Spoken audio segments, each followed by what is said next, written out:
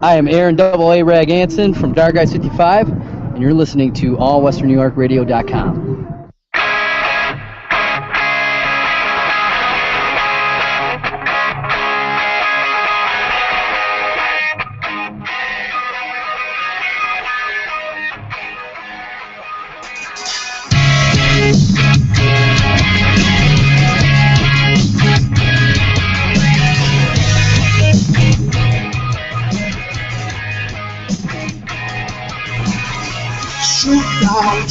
Shoot down, all your ships now.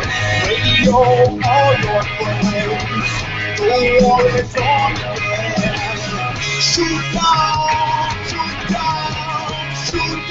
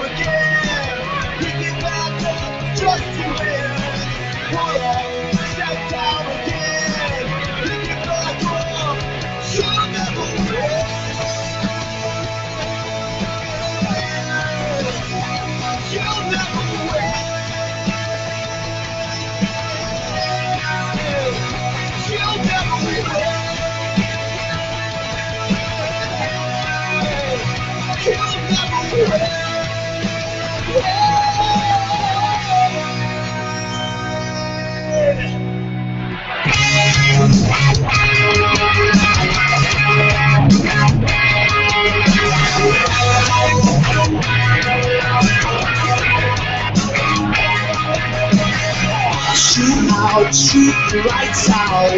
Maybe they won't see us now. Undercover darkness run. They won't find us again. Shoot out, shoot out, shoot out.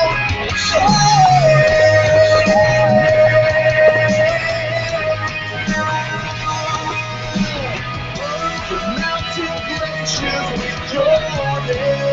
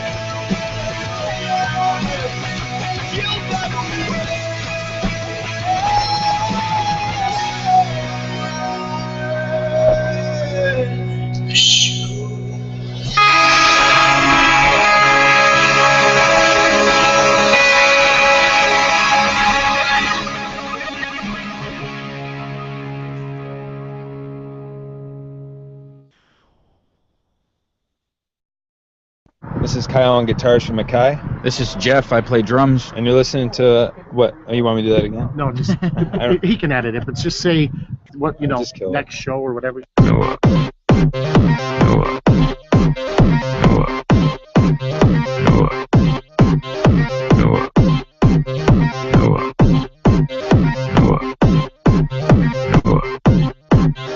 Noah. Morning. Noah. Morning. Noah. Morning. Noah. It is morning. Noah. Morning. Noah. Morning. Noah. Morning. Noah. It is morning. Noah. Morning. Noah. Morning. Noah. Morning. Noah. It is morning. Noah. Morning. Noah. Morning. Noah. Morning. Noah. It is morning. Noah. Noah. Good morning. Welcome, ladies and gentlemen. Welcome. It is Noah in the morning. I am Noah Goki here with you on the All Western New York Radio Broadcast Network. Oh, yeah. Happy Thursday, folks. Almost the weekend. You can give me a call here at the All Western New York Radio Broadcast Studio anytime throughout today's show. 716-402-4218. That's our phone number. We got the Skype up here. Our Skype handle is All WNY Radio, folks. And we've got a huge show today. So much to get to. We're going to talk about Scout Willis walking around topless. Apparently that's okay. Lou Ferrigno, we're going to solve the mystery. Is he dead? Is he alive? Spoiler alert, he's alive. Eels, one of my favorite bands, or at least used to be one of my favorite bands, somehow got Steve Perry to join them on stage and start doing Journey tunes. We'll talk about that. That's the first time in a couple decades Steve Perry has emerged from the shadows. We're going to talk to Tommy Loop later on in the show. Let's get into the Aaron Hernandez trial. Surprising revelation of what provoked the double murder, allegedly, by Aaron Hernandez. Some guy just bumped into him, spilled his drink. Wow. Sean Lee, torn ACL. OTAs. That's rough. There's yet another possible Buffalo Bills Stadium location, this time West Seneca. Everything's in play at this point. We'll get through that with Tommy Loop. But first, and most importantly, we're going to talk about the true nature of God here on the show. That's something we always touch on, but I'm told that our own Mr. Jean Ben, composer of our theme music, has had a spiritual revelation. And he's going to tell us about the true nature of God. Apparently he has proof. And I can't wait any longer. I've got to get Mr. Jean Ben on the phone right now because we've got to find out about this spiritual revelation. This sounds incredible to me. Mr. Jean Ben, a wild world traveler, a composer, a man of the cloth. Hello, good friend. Hello, good morning, sir. Good morning to you. How are you this fine evening the Lord hath bring? Ah, yes, the Lord hath brought us a fine day here in Buffalo.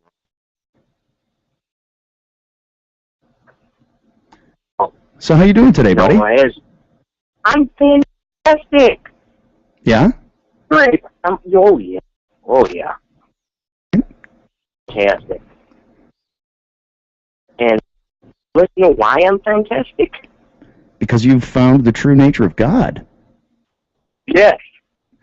I've found that there is a true and just God that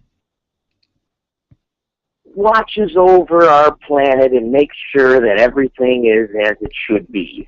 Wow. Extraordinary claims require extraordinary evidence, my friend. How did you come about this revelation? Okay, let me show you. Let me log on to the old Facebook because it's going to require some video proof. Okay. Have you heard of this kid that's gaining popularity on online? His name's Brian Silva. I have not. Brian Silva? Well, I'm going to send you a video of him. I want you to play it on the air, and I want you to tell me how it makes you feel. Okay. Okay? Fair enough. You know, right in here. Incoming. All right, I am here. I am ready to receive your message of truth.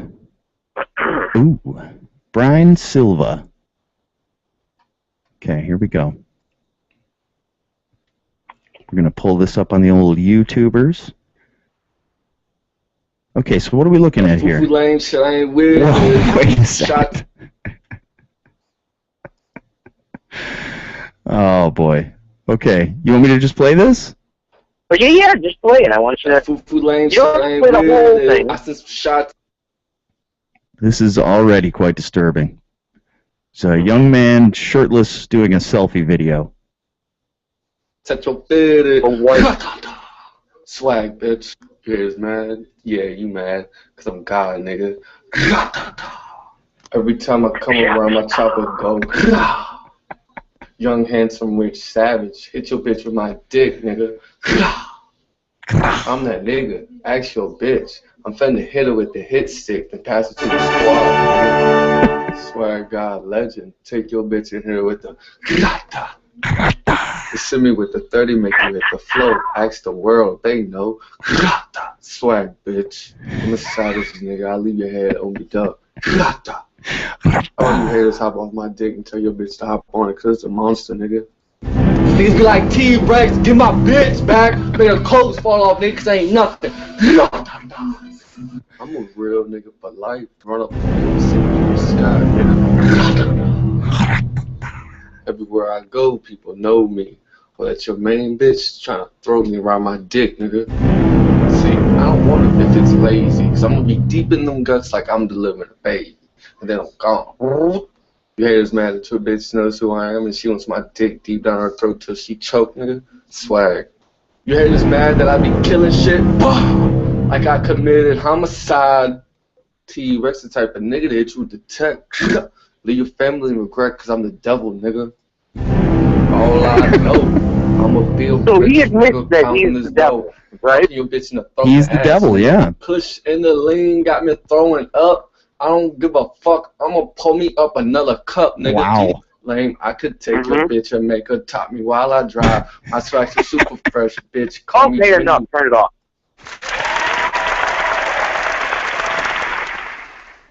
I think he stated at one point that he was God, and then he was, I don't know, raping your girlfriend or something like that? I watched this video, thanks to a mutual friend whose name shall remain red. He showed me this video, and I lost my way. I lost my way, Noah. I could see how this video would do that to you. Dark cave. Makes you question. Cave. Yeah, you just question everything after seeing something like that. The fact that a person like that exists, and then the problem is that he's gained so much popularity. I think he's been offered like a record deal. What? For like the thing, and like he's just blown up, right? And he's insanely popular, probably because of people saying how stupid he is. But still, the fact remains that someone like that has gotten popular and could be creating music in the same dimension as us human beings. Prove to me that there is no Lord in this world, that life is designed to fuck you over. Yeah. You just die sad and alone. Right. But then I saw something else. And then I'm going to send to you. Now, I know, just please click on it. You'll see the banner that it sends, gives the idea, but you really need to click on it and scroll down the page, okay? Okay. And this is going to bring us back to a world where there's a good and... Yeah. Oh. Oh, boy. Click on it. Scroll all the way down the page, look at all the pictures, and tell me how you feel. Oh, God. Not good. It's the same guy, this Brian Silva, and he's doing a lot of, well, gay porn. I see there's some...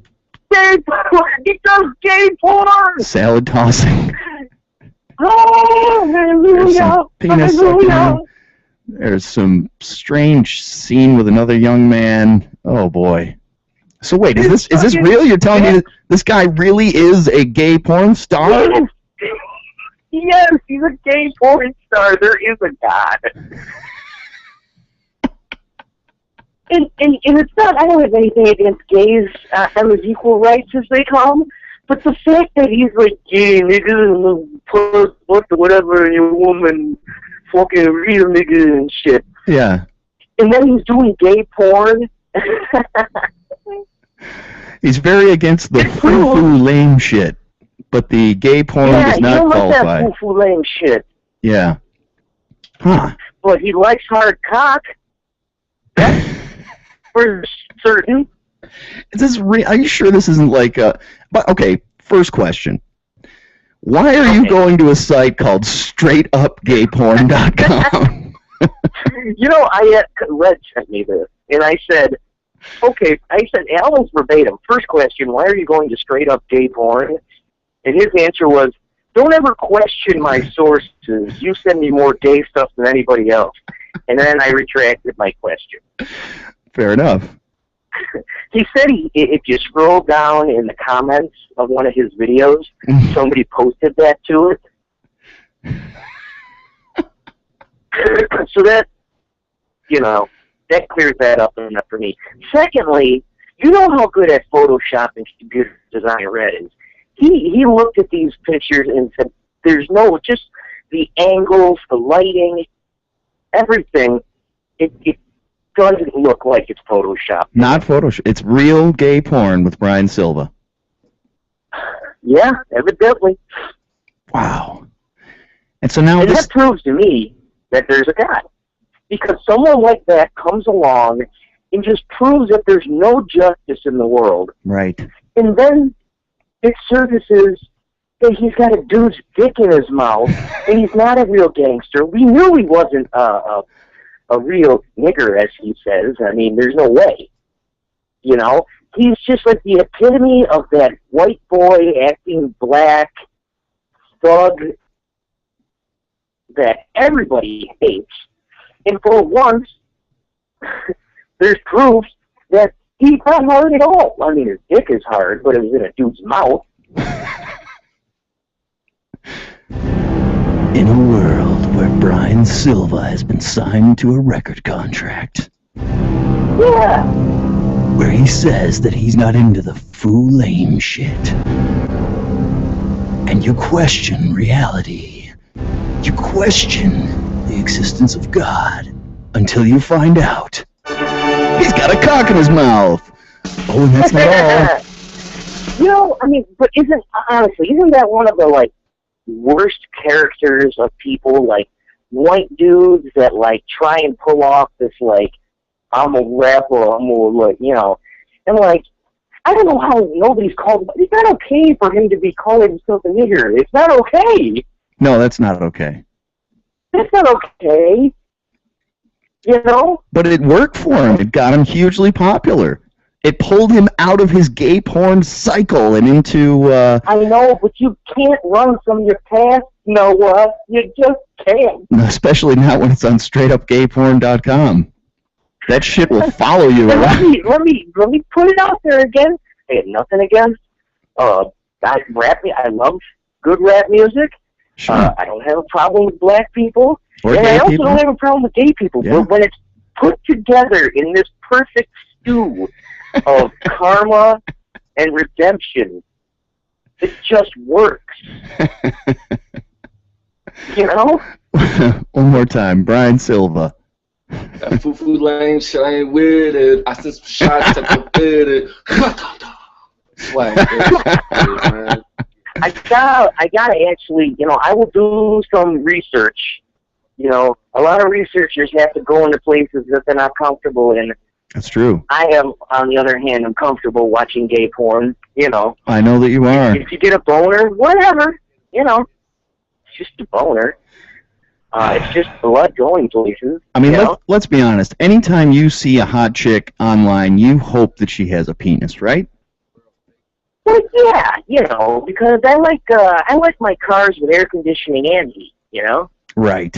You want to have all options on the table, just in case. I live in Western New York, bro. It could be, look, Tuesday, it was hot as balls and humid, and today I kind of want to wear a sweater. Yeah. It'd be stupid to go into the desert with just shorts on. Because at night, it gets cold. Right. So, if you're looking up porn online, you don't know if you want the penis going in something else or you want the penis going in you. It depends how you feel that day and how the weather is. Exactly. You go outside, you bring the sweater. Right. So, yeah, I think I need to find some more evidence of him in an actual video, and I want to know if at the point of fruition, he goes, I want to know if it carries over, you know? I think that's the kind of thing that made this video viral. It's the whole thing. Well, yeah, it's because just there's so like stupid. There's videos of like people mocking him. Like there's this big black dude, a big fat black dude, and he like makes his boobs bounce and he goes like there's so many mocking videos, but you know there's only so much you can mock it until you have to find him in gay porn to drive it home, you know. And there's also a prank call here to Brian Silva. Is this worth checking out? No, because this guy calls him up and he's like, yeah, man, you bitch ass pussy, man. Yeah, man, I'm real. You just a bitch ass pussy, man. Fucking hater, real life swag, shit like that, you know, buzzwords and such. Right. Oh, but that guy actually does hack into his phone and changes Brian Silva's voice now to be like, hi, you reached Brian Silva, gratata. So that's kind of funny. Justice. Yeah, I know, you know, there is balance once again to the Force. That's right. That's right. It just took a raging lightsaber in his mouth to prove it. Brian Silva. Oh, God. What? Could there be, seriously, I want to talk to you man to man. Could there be any more of a perfect situation right now? I can't imagine one, no. How often in this life there's something just like, that is like a guy that passes you going 80, runs the red light, and gets pulled over. There's never a cop around when you need him, you know? This time there was a cop around when you needed him. A gay cop. Giving him a tossed salad. Oh, yeah. You know, before Red would he would send me this guy's videos, because he knows it pisses me off. You know, and he kept sending me them, and the only thing that I had at the time to retaliate was, this fucking guy looks like a fish and he shouldn't be saying the N-word. That's all I had to fight with, you know? Yeah. I just won't stop saying the N-word. Stop it! Stop! I wonder if his gay porn character is like a hard gangster type, like he portrays himself in the video, you know what I mean? Is he, like you said, is he getting the salad tossed and he's laying there going, oh, this ain't no foo-foo, lame shit. You know, I have to agree. There's something that I would, I'll lay it out there. Anyone that can take a dick in the ass probably isn't into foo-foo lame shit. Indeed. I would imagine that would hurt. You know, you got to give anybody that can take a dick in the ass credit. Well, with practice, it's probably quite enjoyable. Well, with practice, sure, but I'm saying, you know, I would venture to say the first time you do anal hurts a lot more than the first time a woman has anal sex. Huh. Interesting comparison. We'll run some experiments. You know, I have a real limited, what's it called? You know, I don't have a vagina, so I can't really do one-to-one experiment. That's all right. We'll get some of your trannies in. We'll line them up. You can penetrate them all, and we'll see which one feels most pain. Wouldn't you think? You don't hear women complain like, you take a hard shit, that sticks with you. Yeah. You go back to the archives, as it were, and I told a story about how I clogged the toilet, shitting out a paper towel roll made of cement and broken glass.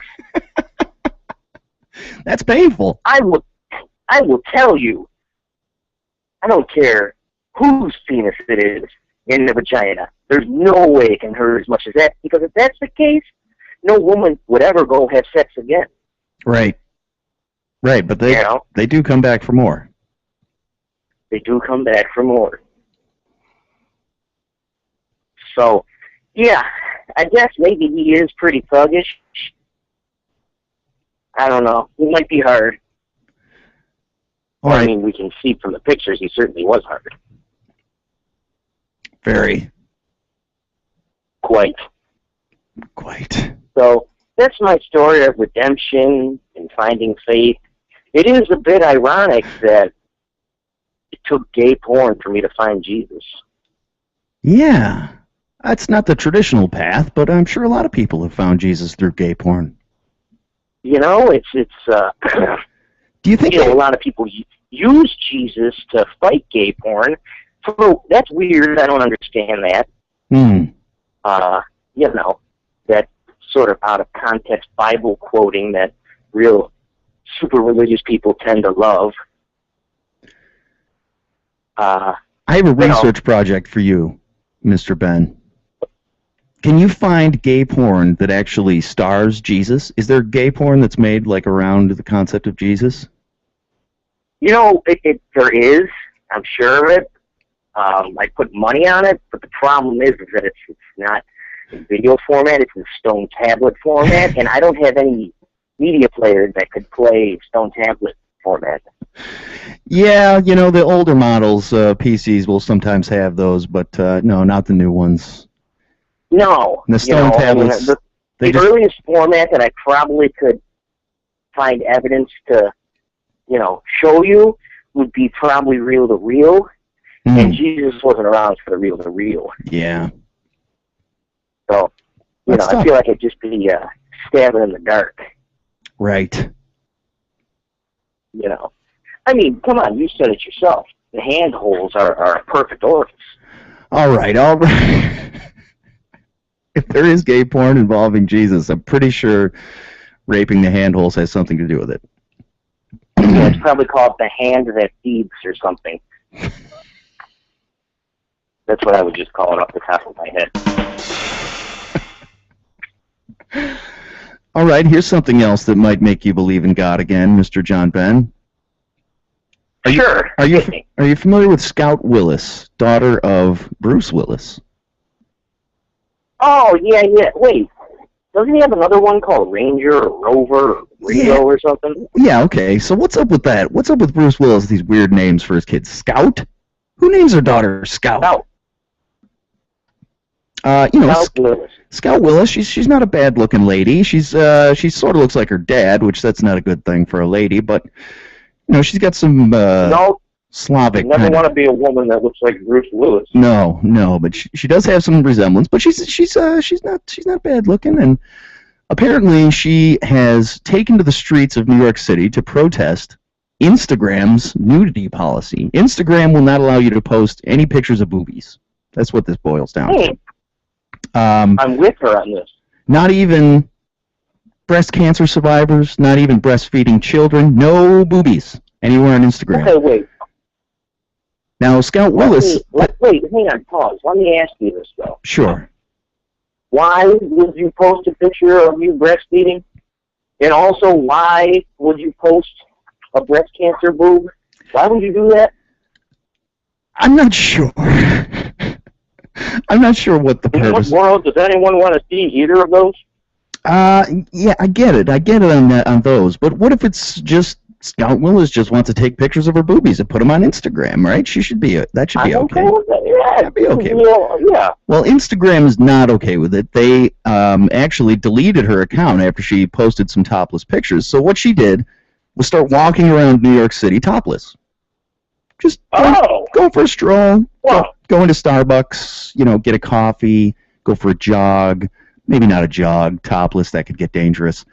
But she's walking around New York City topless, and no problem. New York City police say, no, it's fine. There's no law against it. That is, how come men can walk around with a shirt on, but not women? Yeah, in New York City, apparently they can. Men. Right. They can walk around topless in New York City. It's no problem. Are there pictures of this online? What's that? Are there pictures of this online? Oh, not that I can see. Although there has to be, right? I mean, it's Scout Willis walking around. Somebody had to, you know, grab their phone and get a picture of that. I certainly would. Okay. Speaking of the afterlife, we've got to solve the Lou Ferrigno mystery, my friend. You know Lou Ferrigno, right? Wait, hang on. Actually, I've kind of changed my opinion on this whole Ranger, Rover, whatever the hell her name is. Scout. Scout. Ranger. Whatever. I'm against it. I don't want movies to be, I don't want to be desensitized to movies. You know? Well, these women that are walking around topless, it's going to be good at first, but eventually you're going to be, like, tired of it, you know? You're going to get sick of boobs, and I don't want to live in a world where I don't want to see boobs. Oh, so you think that this policy of prohibiting showing the boobies actually keeps the boobies more exciting? That's right. All right, let's see here. Here are Bruce Willis's kids' names. Scout, Rumor, Tallulah Bell, Mabel Ray, and Evelyn Penn. What, Penn? Like Sean Penn? Yeah, I don't know what's up with that one. Evelyn Penn, Mabel Ray, Tallulah Bell, Rumor. That's the one you were thinking of, Ranger Rover. Rumor. Range Rover Willis. Range Rover Willis? And Scout, of course, Scout. Give me five Bruce Willis children names. Go. Range Rover. Mm-hmm. Redwood. Mm-hmm. Cheetah. Mm-hmm. Pasty. Pasty? Pasty. I don't know. It popped right into my head. I don't know. Pasty Willis? Pasty. Brian Silva. Brian Silva Willis. Bruce Willis welcomes a new daughter, Brian Silva Willis. Can I give you 5 off the top of my head? Yep. All right. Violet. It's a weird name that, you know, I don't know, didn't have a lot of... Leather Willis. Leather. Mm-hmm. Brandon. Hear me out. If it's a daughter, that's pretty weird having a girl named Brandon. Mm-hmm. Hey, Clipper. Clipper Willis. Clipper. I like it. Little Clipper Willis. And Battery Willis. Battery Willis. Now that one's going to catch on. Bonus one, Bulb Willis. Like light bulb. That'd be beautiful for a boy or a girl, little bulb. In a world where Bruce Willis names his kids Bulb,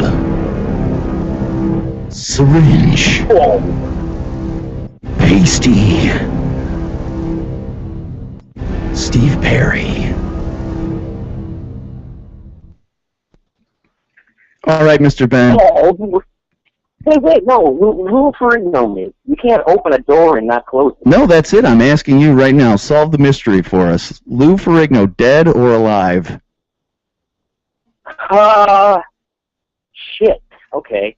A website claiming to be USA. We saw him? A website claiming to be USA Today, an affiliate of USA Today, stated that Lou Ferrigno had died in a horrific car accident on a California highway, May 28th. And that's fake. I'll tell you why. It's always, there's like, insert name here. I think, who recently was a victim of that? Wayne Knight, you know. Yes. Newman was recently victim of that. And then I always like the, let's see. Jared Fogle recently was claimed to be dead. He could have stayed dead. J-Lo was victim of a death hoax. Chum Lee from Pawn Stars. That was pretty hilarious. That was, yep, Chum Lee. My dad, I told my dad that he's like, Jesus Christ, I watched that fucking show last night. I wish he was dead. Chum Lee's the most believable out of all of them because that guy's living on borrowed time as it is. Oh, he should. Yeah, I don't always agree with my father, but come on. Oh, Lou Ferrigno is alive. He actually went on his Facebook page and posted a video where he said, "Hi everyone, I'm on my way to the bank. It's a great day. It's sunny, and I'm not dead." And then he gets in his car and crashes into like a fucking comedian. Oh boy. Well, Mr. Ben, we have found God again. Thank you. Once again, the Lord has brought us another day. And we thank you. Huh. Good stuff, So, my friend. Hey, how come, let me ask you, shit. Fuck, totally forgot what I had something in my head, and then I looked over at our conversation thread and saw someone licking Brian Silva's asshole, and I lost my train of thought. That'll derail most any wholesome thought. Hey, is it Gay Pride Week? I'm not sure, is it? The only reason I asked is because Whiskey Reverb is playing a Pride kickoff. Would that not be an amazing kickoff to Pride Week, this whole Brian Silva story? Oh, yeah, that's right. And you know what? You're absolutely right. It is Pride Week. May 25th to June 1st is the Buffalo Pride Festival. Man, Wow. Brian Silva should be the marshal of the parade, right? There should just be a big paper mache float of that picture of a man looking in.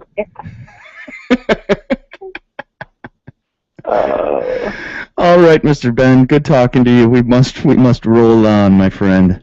But thank you for bringing us back into the talk fold. about sports or whatever. Yes, indeedy. We've got to get the Tommy Loop on the phone. But a pleasure as I don't always. understand all that stuff. I know you don't follow the sports so much, huh? Oh, wait. One last thing. I realized only after telling the story to Vic how stupid I sounded the other day when we were talking about fucking what's his name, the racist Donald Sterling? Sterling, yeah, and you were talking about how his team used to be Buffalo bound and The Buffalo Braves. Remember? Yeah, you remember all that? Yeah. And I said that, well, it wasn't their first experience with a racist coach. Their first coach was Ralph Wilson. And you laughed hysterically, and Vic goes, they're a basketball team, right? And I said, yeah. And he goes, Ralph Wilson is associated with football, right? I'm like, yeah. And then it took a second, and my brain turned on, and I was like, oh, they wouldn't be involved with them. And, you could have just taken it as me, like, saying, oh, you're just making a Ralph Wilson as a racist joke and associating it with, Donald Sterling. But I truly believe that there was a world where Ralph Wilson could have coached that team. The Buffalo Braves. Why not? Yeah. They're a basketball team, right? Yeah. Why would Ralph... No, don't confuse me. I'm finally having a little clarity here on this whole sports thing.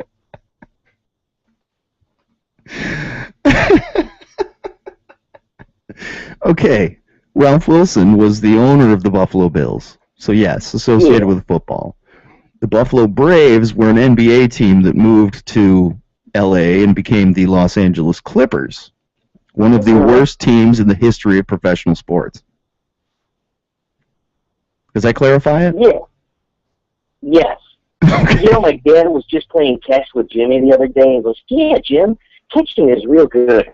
Catching is a fun thing to do. Isn't it? Jim's like, yeah. And he goes, yeah, I could never convince your father of that, but I still have hope for you. Ouch. Oh, no, that's all true. Yeah, but your dad just doesn't know how good of a receiver you really are. Yeah, I am pretty good at catching. Yeah, you're a good catcher. Yeah, real good. Brian Silva good. All right, Johnny. Thanks for talking with All us, right, buddy. I'll see you when I see you. Alrighty. You have a good day. All right. You too. Bye. Bye. Mr. Jean Ben. Informative, as always, and today even spiritually powerful, the message that he brought to us. Let's get right to the Tommy Loop. My man, we are going to talk some sports. We're going to talk some other things. Tommy Loop is he's also a world traveler and also familiar with many things in life. Potentially not Brian Silva, but that's okay. That's a good thing. Tommy Loop. Sir. Good morning, my friend. How goes it? Oh, it goes fantastic so far today. We've found God. Through gay porn, apparently, huh? Straight up gay porn. Oh. I'll hang up and listen.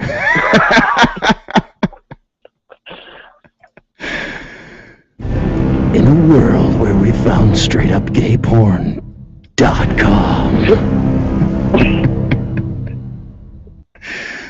Oh, Tommy, how are things your way, my friend? Not too bad. Finally back home after a longer than planned weekend vacation down in Long Island. I had no complaints about it. The car needed more work on it, and sort of willingly stuck there for another 2 days. Right. But the kids appreciated it, and but it was good because all is back to normal now. They're back in school today, and I'm home with the little one again, and that's all I have to say about that. That's all I have to say about that. Yeah. Good. So it was a good Memorial Day holiday as we kick off the summer season here in Buffalo. This is true. Yes. Tommy, have you heard anything about the Aaron Hernandez trial? Yes, I have. It's every stereotype minus the gunshot. Meathead bar person, spill a drink on, they push back. Yeah, that's just story that I've ever heard. I didn't realize that the double murder that he is charged with happened over such a minor incident, it seems. Apparently somebody basically bumped into him on the nightclub dance floor, spilled his drink partially, didn't knock it out of his hand or anything, just kind of spilled part of it, and walked away. And Aaron Hernandez said, "That's fucking it. You're dead." And allegedly rolled up behind them in his BMW and just started shooting into the car. Because they spilled his drink, man. You know what, the other thing that amazes me, just a few days later, he played against the Cincinnati Bengals. Right. Then signs a 3-year extension. Right. What happens in that contract situation, Tommy? Does he get to keep signing bonus money? I mean, that's the guaranteed part of the contract. So if he signs the contract, he gets the signing bonus, but he's charged with murder. Released from the team later, is there any recourse for the Patriots? They get any of that money back? Highly doubtful. I mean, I don't know how they're going to do that. I'm sure that's the least of their problems now. Right. What is the Patriot way going to be now? I mean, had they known about this even when it happened, how did they sweep it under the rug? Because, they had to have known. They had to have. Something had to have come out about it. I mean, I'm just appalled, amazed at the same time, that, heaven forbid that they put a black eye on the organization, It's just, nothing ever goes back to the organization because of it. What are they, Teflon? I mean, they had to have known about this. How could they not have? Right. it's a huge deal. I mean, the guy just, allegedly opened fire on a couple of people. There had to be some kind of knowledge of this within the organization, you would think. But, then again, once they publicly at least acknowledged that this had happened, they cut ties with Hernandez immediately. And but that wasn't until he was charged. It was right. But that's kind of the policy of the NFL is wait and see. We'll see what the law does, and we take it from there. Yeah, the three magic word, until it happens. Right. Man, unbelievable. I can understand, if you're lit up and you're an irritable person, yeah, I mean it's gonna be a push situation. It happens. But what happens, Tommy, if they get wind of this and they cut Aaron Hernandez before he's charged? All right, and let's just say, to play devil's advocate, that then he ends up not being charged and he's exonerated. He might have a legal claim against the Patriots for releasing him, based on hearsay. It'll get worse. Yeah, it'll get worse for everyone. Right? Don't they have? They kind of have to wait until there's an official action before they can take an official action. Exactly. My thought process is how. I mean, they had to have known. They had to have. I mean, man, I'm amazed. I'm amazed it took 2 full years, or almost 2 years, to NFL season for this to happen, and whether the investigation was that calm and collective and quiet. I mean, there's so many factors that had to have gone into play for this. I'm amazed that this organization, the New England Patriots, just are unscathed by it. It's just like, this happened. I mean, somehow they've been embroiled in a number of controversies, but they always come out squeaky clean. How does that happen? I mean, everybody's still calling Belichick Belichick, and the jokes about them filming teams and everything like that. But somehow they still come out unscathed. The NFL's completely behind them, and Robert Kraft, of course, and still get all those goddamn calls. Tom Brady gets breathed on, and you get a roughing the passer penalty. It's bullshit. Yeah, the Tom Brady rule, the Tuck rule. The Tuck rule. It's a fumble. It's a fumble. What I think too is I'm like moving along with this. And, my demented mind is maybe being transparent about it regarding the Spygate issue. Yes, this happened. Yes, it's out there. Yes, we'll pay the fine. Yes, it's over. It's done with. I mean, when you're transparent, the anger, it's intense. The backlash is intense, but then it goes away. Right. And then maybe that could be another thing too. The PR department, the media relation department over there.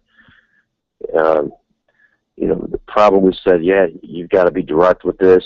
Let's get it done. Pay your fine, lose your draft picks, move forward. This is what happens. Yeah. And that's it. So, it could have been just something simple as that, rather than just say, he didn't do it, he didn't do it, he didn't do it, he denies. Because I don't think he even denied it. I just think he said, well, here's a process, let's get it done. We're referring to Belichick. Yeah. Here, this is done, we're going through it right now, and we're just concerned about the season. So, it could have been very professionally done that way. So that's probably the answer to why they became, come out squeaky clean. So I don't know. Well, now the football season is underway. The OTAs have started, and we're gearing up for more football again, Tommy. And I know you're a big Dallas Cowboys fan, so I have to ask you about Mr. Sean Lee. What a bummer. He has a torn ACL, a tear in his meniscus, and he's out for the season already. And this is from OTAs, man. Yeah, I mean, they weren't good with him on there. Yeah, the Cowboys defense are second worst in franchise history last year. Mm-hmm. And, you know, when he's on the field, okay, I mean, they still get lit up. Yeah. You know, his potential is there. He's a good player. I wouldn't call him a great player, even though they signed him to a great contract. But, yeah, this is what I'm going to call the Bob Sanders effect, the Brian Urlacher effect, where they're revered as like all-time greats when they're more off the field than on the field.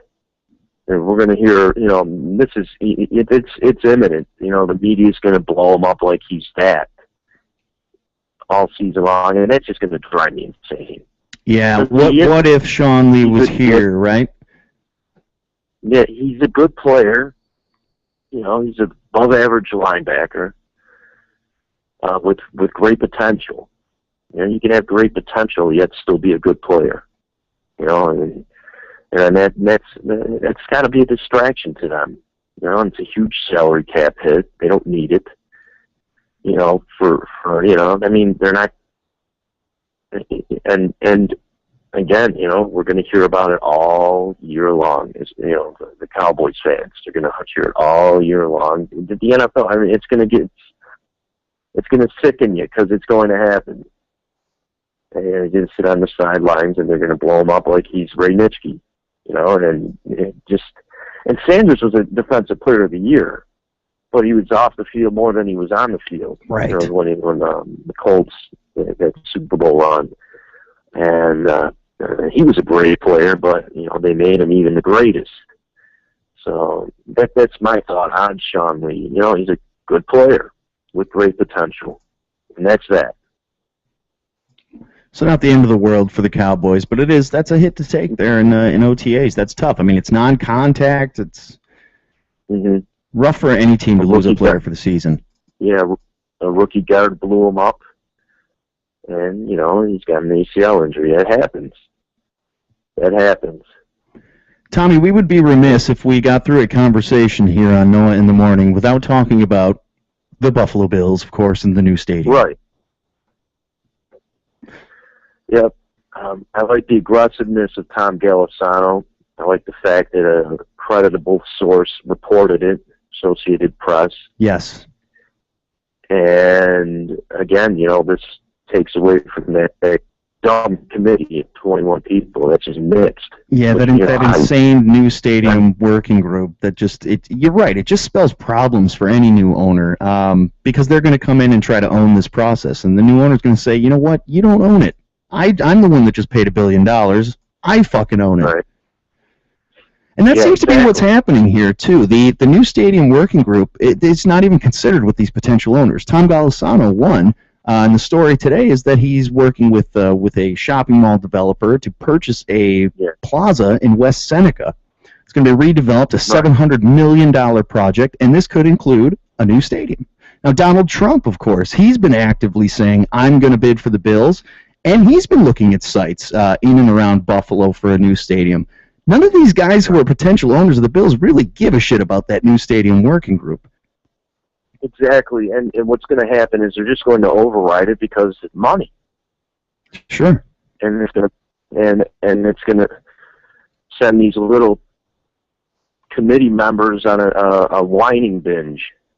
They're just going to sit there and complain because they're not going to get what they want, which is money. Right. Fame. Otherwise, I mean, it's going to get less pictures with famous people to put on their, you know, mantle, their trophy case. These pseudo stars, you know, and that's what it is. And I love it personally. Screw them, you know. Because that's what they're out for, and if they say otherwise, they're full of crap. And I think the new stadium working group is just kind of taking these ideas that are coming from potential owners and kind of incorporating them, saying, "Oh yeah, that was our idea. We're good with that." But the one that they're not considering is the group that's proposing an Outer Harbor Stadium. Nah, man, that would be awesome, wouldn't it? That would be perfect.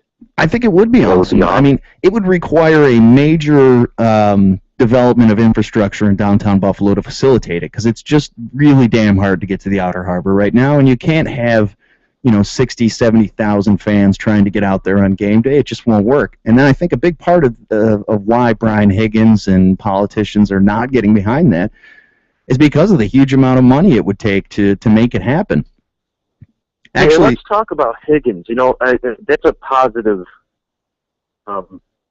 light in a dark political world. He's been really and genuinely active in trying to make this work too. He's been going to Albany, and he's in with Cuomo, and he's doing all the right things. That's right. One person out of he's against the grain. He's actually, and I haven't heard not one single negative comment about him, about what he's done when he's been in office at all. He's doing his job. Yeah, the era of upstate politicians, being steamrolled by downstate politicians seems to be over. I mean, guys like Higgins are standing up for Western New York, and Cuomo's kind of embraced Buffalo and Western New York, and that goes to show you that the political clout there is increasing. And it makes about this great move by Cuomo? I mean, he's going to win, the election anyway. You're talking about Kathy Hochul? Kathy Hochul, yes. Kathy Hochul. That is. Buffalo gal, now the lieutenant governor running with Cuomo. Absolutely.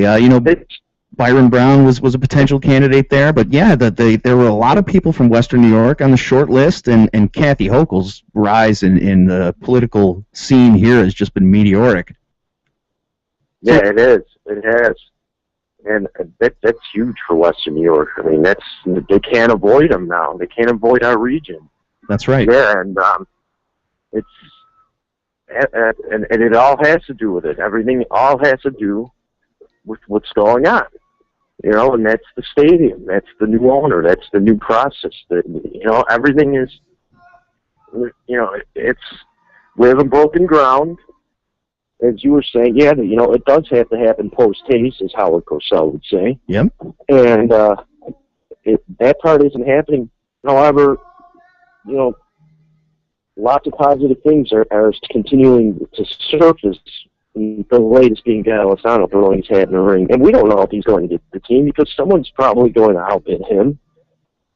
And that's the other thing, too, to consider. He may get outbid by a Trump, by someone, But, I think he would be an ideal fit for the NFL. And I'm going to tell you why, D'Alessandro. Because it is a business-oriented league. He's going to realize that in order to maintain big business in sports, he's going to profit. Yeah, he's going to do this, and this. This isn't the NHL. This isn't the Buffalo Sabres. Right. He made him good again. He did. He made him reputable again. Without making huge moves in the front office, but, you have to make big moves to win in this league. And I'm pretty sure that he knows that. And being such a business-oriented machine as the National Football League, he'd be ideal. He'd be the perfect candidate from our Western New York region to own the Buffalo Bills. It just, I would be jumping up and down if he got the bid, and it would be the Bills owner. I just see it happening. Not to put any more pressure on E.J. Manuel, Doug Marrone, and Doug Whaley, and the Bills' staff and players for this season, but honestly, I think the best thing that could happen for the Bills right now is if they had a great season. If they actually made a run for the playoffs, it would be very, very hard to make the argument that a higher bidder will come in and take this team and move them. Now, with that said, Tom Golisano's a smart guy, as you said. He's a businessman, and he knows how the NFL works. I think he would prosper, but he's not going to overpay for the Bills. And Donald Trump is on record saying just as much. I'm not going to overpay. There are people out there who will overpay, but they're the ones who want to move them. So that is where this is going to get tricky. It's going to get kind of interesting to see how this all plays out. You know, I read an interesting article the other day about LA, and some of the civic leaders there have started to lose interest in even getting a team back there because they feel like they're just pawns, which they have been for years as teams are, you know, potential relocation candidates. You know, that the current city can leverage LA against it. They could scare them. Say, look, we're going to go to LA. There's a group there that's willing to pay this, this, and this if the county, state, town, whatever, doesn't want to pony up. And it's worked out for several teams to the point where LA now, you know, the people driving this process there, they've become cynical. They're saying, I don't think LA is going to happen. You know, one of the politicians there said there's going to be a team in London before there's a team in LA. Right, and that's highly unlikely too. But your point being made is, you know, I mean, the LA market being number 2 in the United States, right, still can't seem to, other than the Dodgers and technically the Angels too, and you know the Kings. You know, it's so hard to retain an NFL team out there. I mean, look at the Raiders tried to do. Tried to put in a team at the Coliseum, in the Olympic Coliseum down there. Right. And they were gone because how do you fill 92,000 plus seats? They would actually. I remember when they had the team out there, would section off the Coliseum to say we're going to sell out this game, but then they'll have like 60,000, 70,000 people in the seats, and they would section them off, literally black out those seats. You know, so they wouldn't appear empty on the TV screen when you would watch the games. Right. And that just doesn't work in LA because, well, you brought it up to at the Outer Harbor Station infrastructure. The traffic is brutal out there. Who the hell wants to go down there after driving down I-5 or wherever they're going down there and watch a game, and then they have to leave early. So with that being said, LA, you know, they're getting jaded because they know because that's the huge question. How do you, number one, get the fans there comfortably ahead of time? Number two, how do they get back to where they were? You know. The fans, I'm saying, sorry, I don't know what I said that. It's how to get the fans there to and from the games, and you know, how do you retain them there long enough to watch an entire game there? I mean, that's been a problem there for years. Yeah, they've been known as fair weather fans. You know, they didn't really support the Raiders, didn't support the Rams, and really didn't care that they were leaving until after they were gone. And they said, hey, why'd you go? Wait, we need a football team here. Yeah, just proving that it doesn't work. I mean, it really could be, maybe this is why the Bills are in such a win-now mode right now, because maybe they realize how important it is for them to have at least a decent season this year. Because if you crap out again, if you have another 6-10 season, it just makes that argument so much easier to make that, well, this team could move, who cares, they suck. You know, if because the fans will start to drop off. That's what I'm saying. If the Bills were able to start, you know, stringing together some wins, the fans in this region will go ape shit. I mean, talk about burning the city down for the Super Bowl. If the Bills make the playoffs, they're going to burn down Buffalo. And I mean that in a good way. That they'll be so excited, and there'll be so much goodwill out there about the Bills, it would be impossible for anyone to even bid on them with the thought of moving them. Right. And, you know, and you brought up pressure on the players and all that. I would think they would welcome it with open arms. And I think the best, you know, thing to market them, the Bills, is not tell them about their history. Because history has proven they can't win. They can't win the big one. Why would you want to burden a player with that type of thing? Right. So I don't know. I think they would welcome the challenge. The new crop of players in there, and they're talented. On paper, this is a pretty damn good football team. Right. They need a few key things to come together. Coaching staff. They've I love the fact that they have Schwartz in there, and second, the wild card, Pepper Johnson, is linebackers coach. Yeah. I mean, you've got a pretty darn good staff. You got a pretty good team. I mean, this team should be able to make the playoffs this year with what they have. No excuses, man. It's all in the line. Yeah, this is it, man. This is it. I mean, we can have a new owner mid-season this year, and you don't want to be handing that owner a losing record either. Right. Exactly. Exactly. Tommy, in the background here, I have playing some footage from a recent Eels concert. Eels, one of my favorite bands, or at least they used to be before they came out with this trilogy of really horrible albums. But anyway, a great band, and somehow they pulled Steve Perry out of retirement to do this.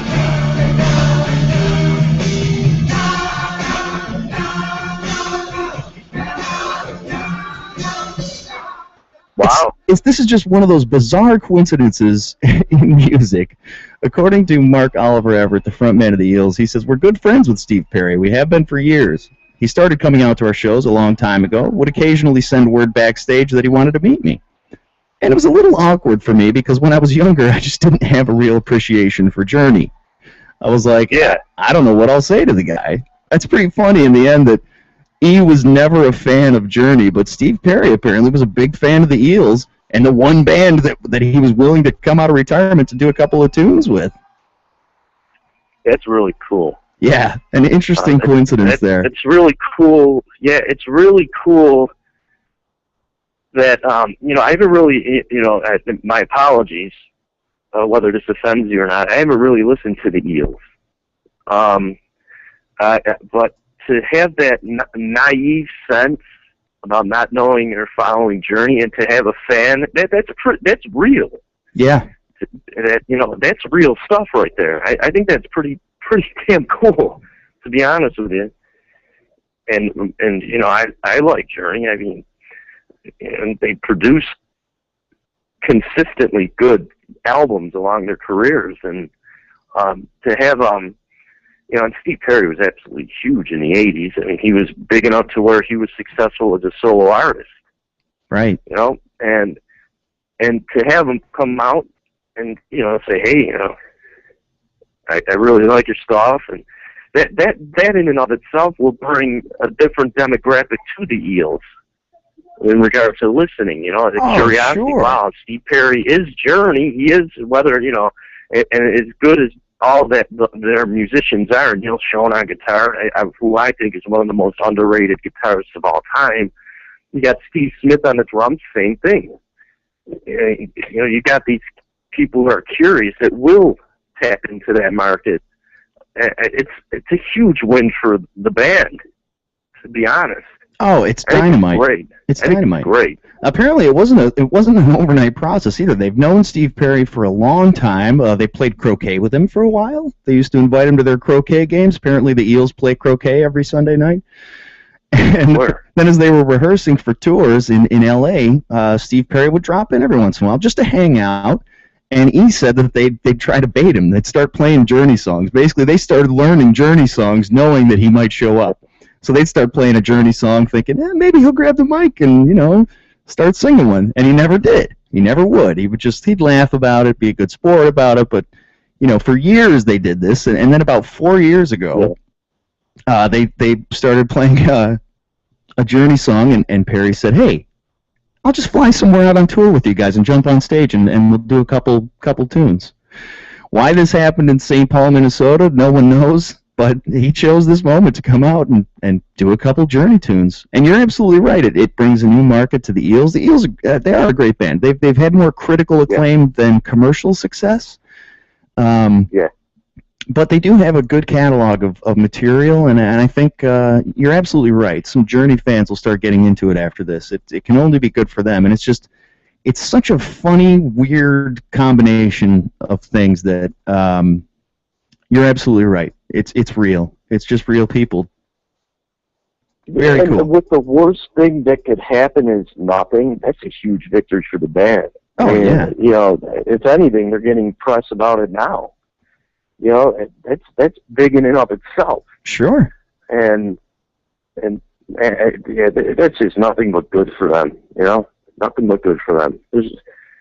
And to have, you know, like I said, he is an icon, whether, you know, people like it or not. Steve Perry. Oh, sure. Yeah, and to have him come out there and sing, you know, I think it's great. I think it's great, and it says something about Steve Perry, you know,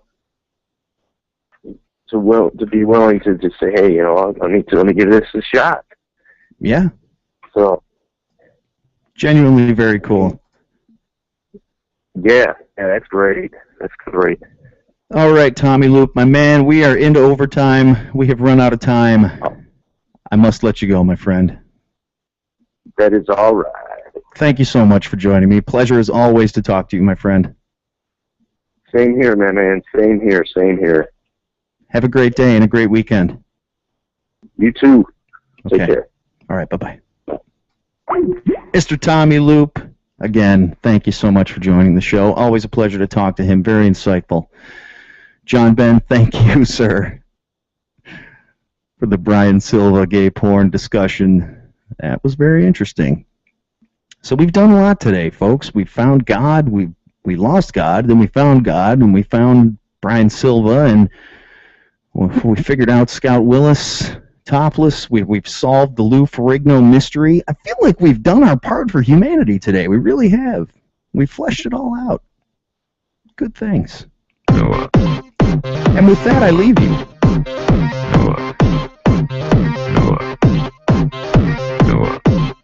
You think about it. Think about it. It's Noah in the morning. I am here weekdays, some weekdays. You know, I'm here sometimes. You can give us a call here at All WNY Radio anytime at 716-402-4218. Leave us a voicemail if no one answers. We'll get back to you. Bands in Western New York, get in touch with us. Contact at allwnyradio.com. We'd love to hear from you. Get your tunes in the rotation over here at All Western New York Radio. Thank you so much for listening. Till next time, folks. Good luck. And have fun. In the morning. Suck. That's a lot into you.